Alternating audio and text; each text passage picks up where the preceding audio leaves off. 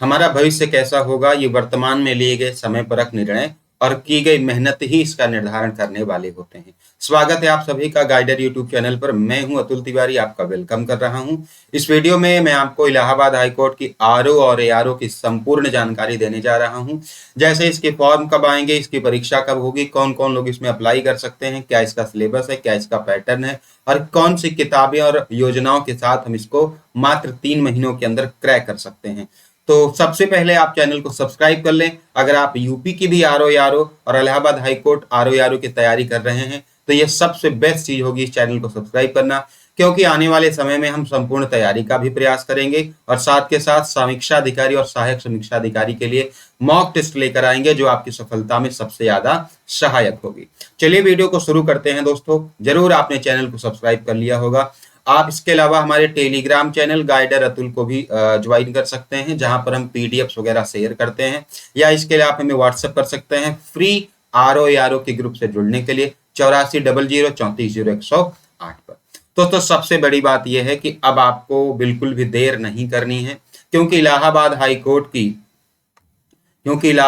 Court की समीक्षा अधिकारी और सहायक समीक्षा अधिकारी की वैकेंसी बहुत जल्द आपके सामने आने वाली है। लगभग 350 पोस्ट लगभग, और ये एक बड़ी भर्ती होगी, क्योंकि आरओ की इतनी पोस्ट आना एक बड़ी भर्ती होती है। और आने वाले दोस्तों 2 सालों तक कोई भी हाई कोर्ट की आरओ और एआरओ की भर्ती नहीं आएगी। इसलिए मैं ये कहूंगा कि ये आपके समय का एक बेहतरीन और लास्ट चांस हो सकता है, क्योंकि उसके बाद कौन कहां होगा ये किसने देखा है। ये आने वाले 2-3 सालों में फिर वैकेंसी नहीं आएगी, क्योंकि कैडर फुल होने जा रहा है। और ऐसी ही सिचुएशन लोक सेवा आयोग में भी बन रही है, मैं उसकी जानकारी अलग से आपको दूंगा। तो लगभग 350 पदों पर विज्ञापन आएगा दोस्तों, और ये बहुत शानदार है ना जॉब होने वाली है। इंपॉर्टेंट ये है इसका नोटिफिकेशन कब तक आएगा, परीक्षा कब तक होगी, कितना समय हमारे पास बचा हुआ है। और एक बात ये जान लीजिए, इसकी तैयारी करने वाले लोग गंभीर लोग होने चाहिए, क्योंकि ये गंभीर अधिकारी की नौकरी है। उस तरह का व्यवहार, उस तरह की मेहनत और उस तरह की सत्यनिष्ठा और ईमानदारी आपके पास होनी चाहिए, तब इस परीक्षा को आप पास कर पाएंगे। वरना ऐसे सिर्फ सपना देखने से कुछ नहीं होता कि मैं अधिकारी बन जाऊंगा, तो फिर मुश्किल हो जाएगा ये सफर, है ना।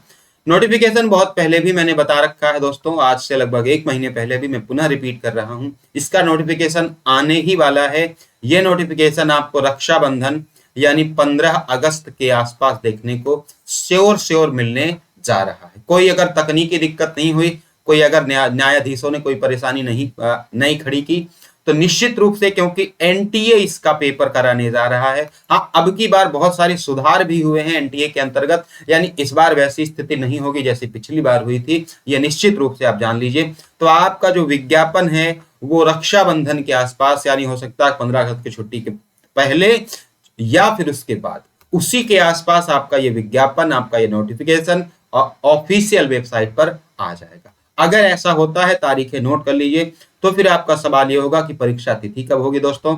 तो परीक्षा तिथि लगभग 40 से 45 दिन, यानी लास्ट सितंबर या अक्टूबर का प्रथम सप्ताह, है ना, अक्टूबर का जो प्रथम पखवाड़ा है 10 अक्टूबर के आसपास, वहां जाके आपकी परीक्षा होगी। लगभग 10 अक्टूबर के पहले, यानी लास्ट सितंबर या अक्टूबर के आसपास आपकी परीक्षा होने जा रही, यानी आपके पास जुलाई, अगस्त, सितंबर और अक्टूबर के 4-5 दिन, कुल मिला के 90 से 100 दिन है दोस्तों आपके पास। इतने में ही आपको एक आम आदमी से उठकर समीक्षा अधिकारी तक पहुंचना है। नेक्स्ट मैं बात करता हूं दोस्तों, कौन कौन लोग इसके फॉर्म भर सकते हैं, और बहुत ईमानदारी से सुनिएगा, बार बार इसके संदर्भ में सवाल मत करिएगा, किसी से मत पूछिएगा। आरओ एआरओ दोनों के लिए, आरओ के लिए सुनिए, बैचलर डिग्री होनी चाहिए, यानी स्नातक आपके पास होना चाहिए, बीए बीएससी जो भी आपने किया है, bachelor degree and diploma in computer science, या तो आपने ओ लेवल किया हो, कंप्यूटर साइंस में डिप्लोमा किया हो किसी भी, है ना, बढ़िया से इंस्टीट्यूट से जो वैलिड हो, या फिर आपके पास CCC का सर्टिफिकेट हो। यानी इसमें CCC भी चलेगा, ओ लेवल भी चलेगा, समकक्ष डिग्री भी चलेगी। एकदम क्लियर लिखा है, diploma degree in computer science from recognised institute university established by law in India, यानी इसमें समकक्ष डिग्री भी चलेगी, ओ लेवल भी चलेगा, CCC भी चलेगा, और minimum typing speed of 25 words पर minute in English typing on computer. यानी आपको इंग्लिश टाइपिंग आनी चाहिए और जिस दिन परीक्षा होगी उसी दिन एनटीए आपकी टाइपिंग भी करवाएगा। यानी अब आप समझ चुके हैं और यही चीज आपके एआरओ में भी है दोस्तों। बैचलर डिग्री कंप्यूटर वाला ओ लेवल या फिर कोई डिग्री डिप्लोमा हो या ट्रिपल सी हो प्लस टाइपिंग की स्पीड, दोनों की योग्यताएं लगभग सेम ही है, दोनों में कंप्यूटर मांगा जाएगा, है ना। आप ही जान लें अगर 350 पोस्ट आएगी तो लगभग मुझे लगता है उसमें 70 पोस्ट के आसपास आरओ की होगी और जो बाकी बचे हैं लगभग 280 पोस्ट वो लगभग आपके एआरओ की होंगी। ये है ना चीज होगी। आयु सीमा की बात करें दोस्तों तो 21 साल से लेकर 35 साल तक जिनकी आयु है, 21 साल से लेकर 35 साल के बीच, यानी न्यूनतम आपकी उम्र 21 साल होनी चाहिए, अधिकतम आपकी उम्र 35 साल होनी चाहिए। इसके अलावा एससी, एसटी और ओबीसी को 5 वर्ष का आरक्षण जो मिला हुआ है, यानी उनकी उम्र 40 वर्ष तक होगी तो भी वो इस परीक्षा के लिए वैलिड होंगे। नेक्स्ट चीज दोस्तों, सिलेबस एंड पैटर्न क्या होगा, तो आपसे 200 नंबर पूछे जाएंगे, 200 प्रश्न पूछे जाएंगे जिनके लिए 3 घंटे का समय होगा और 200 नंबर आपको दिए भी जाएंगे। नेगेटिव मार्किंग नहीं होगी, मिनिमम क्वालिफाइंग मार्क जैसी कोई भी बाध्यता नहीं है। रिपीट कर रहा हूं, 3 घंटे का समय होगा, 200 नंबर का पेपर होगा, 200 प्रश्न इसमें आएंगे। कौन कौन सी चीज, इसके बाद आपका जो कंप्यूटर टाइपिंग टेस्ट होगा वो 50 नंबर का होगा, 20 मिनट आपको टाइपिंग करनी होगी और इसमें लगभग आपको 25 वर्ड पर मिनट की स्पीड आपकी होनी चाहिए, यानी 25 दूना 500 वर्ड का आपको क्या दिया जाएगा, पैसेज दिया जाएगा। ठीक है, 50 नंबर का होगा, इसका भी नंबर जुड़ेगा, यानी 200 नंबर रिटन के और 50 नंबर आपके टाइपिंग के, 250 नंबर पर आपकी मेरिट बनेगी। अब समझिए कौन कौन से सिलेबस हैं।